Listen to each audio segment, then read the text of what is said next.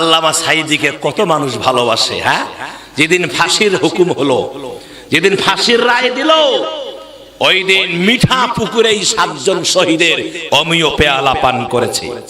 কথা বলেন, কথা বলেন। ছাত্র জনতা তারা মিছিল নিয়ে মাঠে নেমে এসেছিল, ময়দানে ওপেন ফিল্ডে নেমে এসেছিল। সেই সরকার, অবৈধ সরকারের পেটুয়া বাহিনী তাদেরকে গুলি করে হত্যা করেছে, বাঁচতে দেয় নাই। কথা বলেন ঠিক কিনা?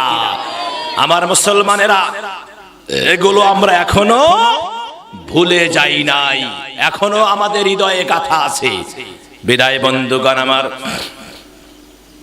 আল্লাহ রাব্বুল আলামিন শুধু দয়াই না, মায়াই শুধু না, আল্লাহ পাক পরের আয়াতে বললেন আলহামদুলিল্লাহি রাব্বিল আলামিন আর রহমানির রহিম। আর রহমানির রহিম, তিনি হলেন দয়ালু, তিনি হলেন পরম দয়াবান। জোরে কোন, জোরে কোন, জোরে কোন। তিনি কি? দয়ালু, তিনি হলেন পরম দয়াবান। আমার ভাইয়েরা, রহমান আর রহিম এই দুইটা শব্দের মধ্যে পার্থক্য আছে না নাই? রহমান হলো দয়ালু, রহিম মানে পরম দয়ালু। তাহলে এই রহমানটা আল্লাহ দুনিয়ায় ব্যবহার করতেছেন, আর রহিমটা দুনিয়ায় না, এটা স্পেশাল আখিরাতে ব্যবহার করবেন। সুবহানাল্লাহ কোন। আজকে যারা নাস্তিক, আজকে যারা কোরআনের বিরুদ্ধে কথা বলে, ইসলামের বিরুদ্ধে কথা বলে, আজকে যারা আলেম ওলামাদেরকে স্টেজ থেকে নামিয়ে দেয়, ঘাড় ধরে নামিয়ে দেয়, দেয় কি দেয় না? কত মঞ্চ ভেঙে দেওয়া হয়েছে, কত আলেমকে কারারুদ্ধ হতে হয়েছে, কত আলেমকে লাঞ্ছিত হতে হয়েছে। শাপলা চত্বরের কথা আমরা ভুলে যাই নাই। কি ভুলে গেছি?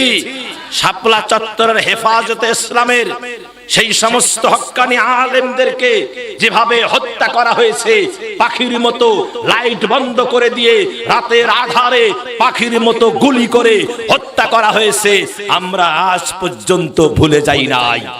কথা বলেন, কি শরীয়তপুরের মানুষ ভুলে গেছেন? ভুলে যাই নাই।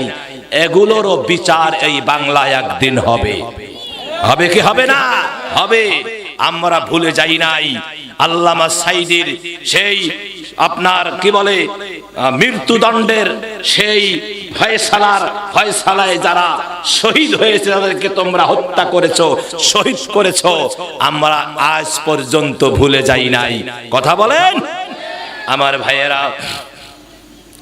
আর রহমানির রহিম, আল্লাহ দুনিয়াবাসীর জন্য রহমান শব্দটা ব্যবহার করতেছেন যারা কাফের, বেঈমান, মুশরিক, কোরআন মানে না, হাদিস মানে না, নামাজ পড়ে না। আমার ভাইয়েরা, তাদেরকেও খাওয়ান এই রহমান নামের ওসিলায়। আর যারা আল্লাহকে মানে তাদেরকেও খাওয়ান। কথা বলেন ঠিক কিনা?